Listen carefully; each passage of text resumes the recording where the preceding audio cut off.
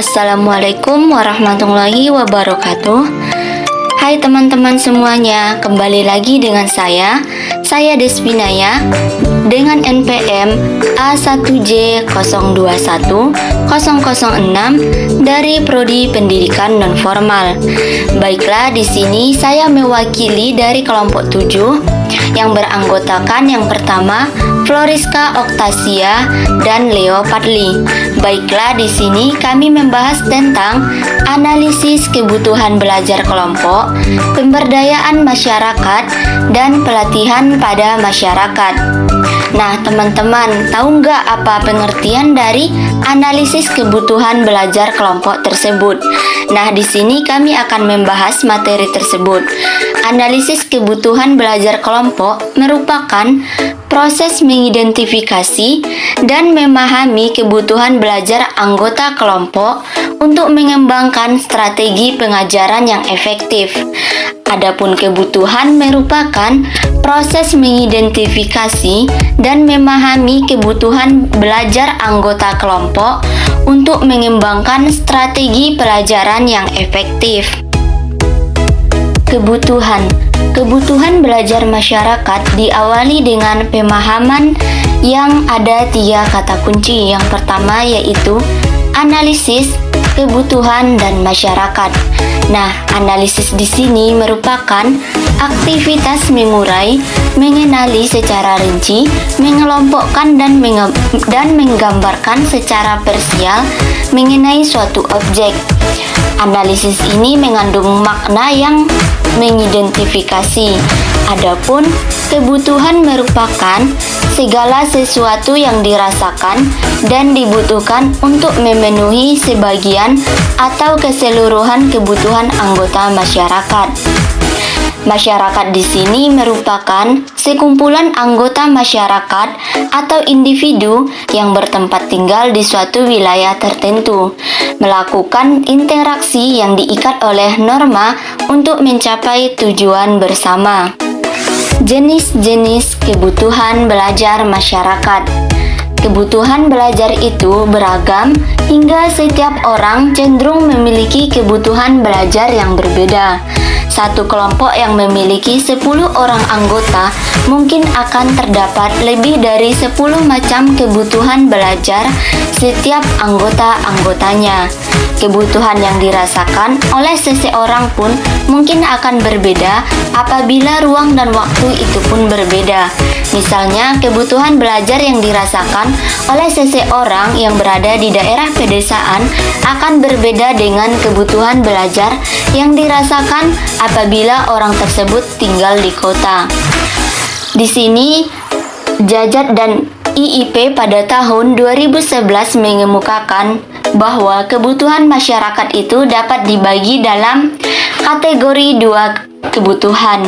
Yang pertama, ada kebutuhan terasa. Kebutuhan terasa ini merupakan kebutuhan yang segera dapat dirasakan dan diketahui langsung oleh masyarakat, baik secara individual maupun kelompok. Misalnya, bagaimana menambah penghasilan, bagaimana cara mempromosikan usaha koperasi, dan bagaimana cara memasarkan hasil belajar di PKBM, dan lain sebagainya. Yang kedua, ada kebutuhan terduga. Kebutuhan yang tidak dirasakan dan diketahui langsung oleh sasaran, namun diduga dan dikehendaki oleh orang lain. Contohnya, pemberantasan buta huruf, penggunaan bahasa nasional, dan lain sebagainya. Adapun tujuan analisis kebutuhan belajar di sini merupakan yang pertama, menggambarkan keadaan yang sebenarnya dari dimensi manusia, sarana prasarana, program dan dana yang ada di masyarakat. Yang kedua, memiliki keterampilan dalam menetapkan dan menerapkan teknik identifikasi yang tepat dan relevan dengan bidang konteks permasalahan dan sasaran yang menjadi lapangan atau setting program pemberdayaan masyarakat. Yang ketiga, mengetahui sebab-sebab adanya kesenjangan-kesenjangan dalam kehidupan masyarakat. Yang keempat, merekomendasikan solusi yang sesuai dengan kebutuhan belajar masyarakat. Dan yang kelima, menggambarkan kondisi dan populasi kebutuhan belajar masyarakat. Yang terakhir yaitu memiliki keterampilan dan mengelola, menganalisis data, serta menetapkan prioritas permasalahan, kebutuhan, dan potensial dalam penyusunan program pemberdayaan masyarakat. Menurut Davis, pada tahun 2005 mengemukakan analisis kebutuhan belajar mengandung 4 tujuan. Yang pertama, memberikan suatu tempat untuk dimulai. Yang kedua, memberikan arah. Dan yang ketiga, memberikan jawaban tentang pertanyaan. Yang keempat, memberi dasar untuk meneruskan atau menghentikan suatu program.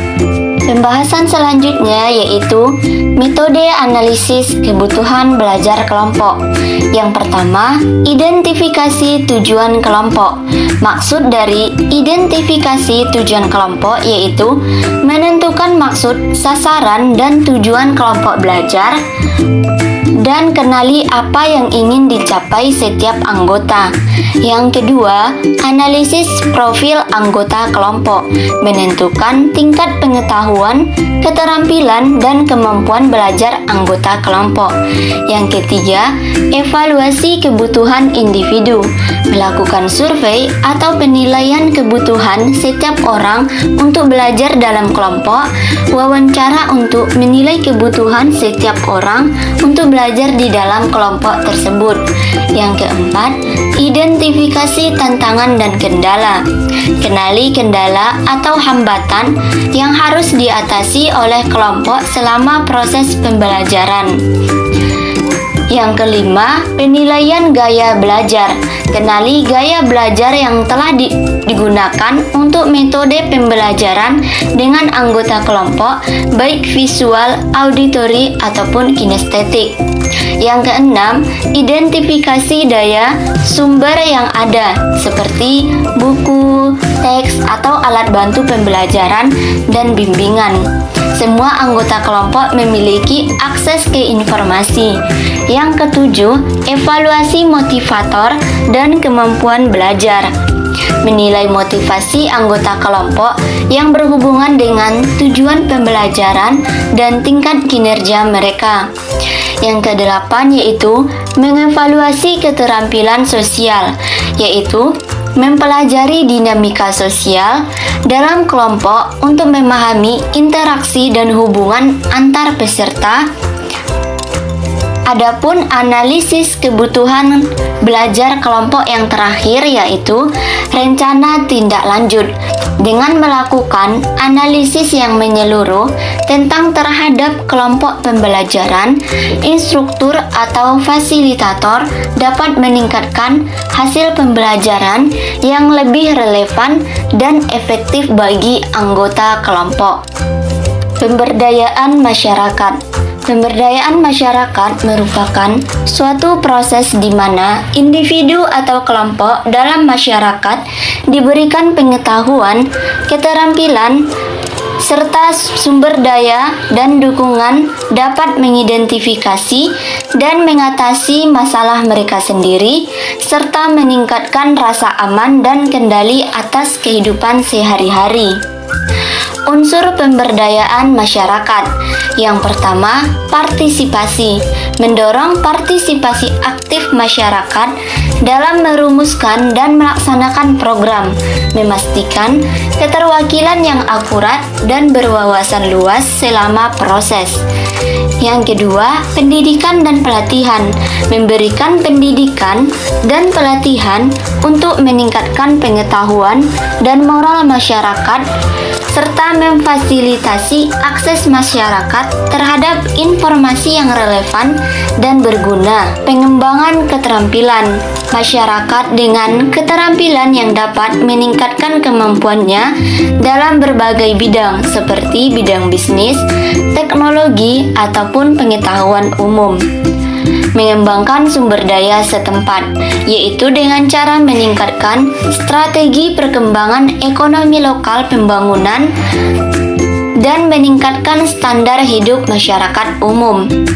Penguatan organisasi masyarakat, yaitu dengan cara membangun dan memperkuat organisasi masyarakat seperti kelompok pertanian, kelompok perempuan, ataupun organisasi masyarakat sipil untuk memobilisasi sumber daya dan meningkatkan kemampuan mereka dalam mengatasi masalah.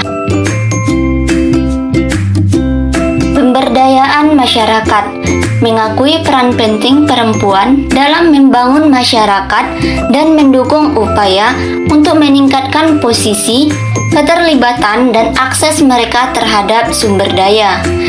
Yang selanjutnya yaitu pemberdayaan ekonomi, yaitu mendorong inisiatif ekonomi lokal yang berkelanjutan dan berdampak positif bagi masyarakat dengan cara membangun kemitraan dengan sektor swasta untuk meningkatkan peluang ekonomi masyarakat. Yang terakhir yaitu evaluasi dan pembelajaran yang berkelanjutan. Melakukan evaluasi berkelanjutan terhadap program pemberdayaan masyarakat untuk memastikan efektivitasnya, memperbaiki dan menyesuaikan strategi berdasarkan pembelajaran dari pengalaman sebelumnya. Pelatihan pada masyarakat. Pelatihan pada masyarakat merupakan suatu upaya untuk meningkatkan pengetahuan, keterampilan, dan kapasitas masyarakat dalam berbagai bidang. Adapun tujuan dari pelatihan ini memberikan keterampilan praktis dan pengetahuan yang dapat meningkatkan kesejahteraan masyarakat dan membantu mereka mengatasi tantangan-tantangan yang dihadapi. Ada beberapa aspek yang perlu dipertimbangkan dalam merancang pelatihan untuk masyarakat. Yang pertama, aspek pemberdayaan masyarakat yaitu dengan mengidentifikasi kebutuhan pelatihan. Lakukan analisis kebutuhan untuk menentukan area-area di mana masyarakat yang memerlukan peningkatan pengetahuan dan keterampilan. Yang kedua, dapatkan masukan dari masyarakat untuk memastikan bahwa pelatihan itu sesuai dengan kebutuhan dan relevan dengan konteks lokal. Yang kedua, tujuan pelatihannya yang jelas. Tetapkan tujuan yang spesifik dan terukur untuk pelatihan. Pastikan bahwa tujuan tersebut sesuai dengan kebutuhan masyarakat dan dapat diukur keberhasilannya. Yang ketiga, penyesuaian materi pelatihan, yaitu sesuaikan materi pelatihan dengan tingkat pemahaman dan kebutuhan masyarakat. Gunakan bahasa yang mudah dipahami dan relevan dengan konteks budaya. Yang keempat yaitu metode pembelajaran yang integratif. Gunakan metode pembelajaran yang integratif dan partisipatif seperti diskusi kelompok, simulasi, permainan peran, atau pelatihan praktis di lapangan. Fasilitasi diskusi untuk memungkinkan pertukaran pengalaman dan pengetahuan antar peserta. Yang kelima yaitu inklusivitas dan aksesibilitas. Pastikan bahwa pelatihan dapat diakses oleh semua anggota masyarakat, termasuk kelompok yang mungkin rentan atau terpinggirkan. Sediakan fasilitas dan materi pelatihan yang mendukung keberagaman. Yang keenam, fasilitator yang terlatih. Pastikan bahwa fasilitator atau instruktur pelatihan memiliki keterampilan dan pengetahuan yang memadai di bidang yang diajarkannya. Fasilitator juga harus memiliki kemampuan komunikasi dan interpersonal yang baik. Yang ketujuh, evaluasi dan umpan balik. Lakukan evaluasi pelatihan secara berkala untuk mengukur pencapaian tujuan dan keberhasilan pelatihan. Dapatkan umpan balik dari peserta untuk meningkatkan kualitas pelatihan di masa depan. Yang kedelapan yaitu kolaborasi dengan pihak eksternal. Jalin kerjasama dengan organisasi lokal, baik lembaga pendidikan atau lembaga pelatihan untuk mendukung program pelatihan. Manfaatkan sumber daya eksternal yang dapat memberikan kontribusi pada pelaksanaan pelatihan. Yang kesembilan yaitu pendekatan berkelanjutan. Integrasikan pelatihan ke dalam pendekatan pembangunan yang berkelanjutan yang melibatkan masyarakat secara aktif. Sediakan dukungan pasca pelatihan untuk memastikan bahwa penerapan keterampilan yang diperoleh dalam kehidupan sehari-hari. Baiklah, itu saja yang dapat saya sampaikan. Lebih dan kurangnya saya mohon maaf. Kepada Allah saya mohon ampun. Saya Despinaya dan rekan saya Floriska dan Leo Patli dari kelompok 7. Akhir kata, wabillahi taufiq wal hidayah. Wassalamualaikum warahmatullahi wabarakatuh.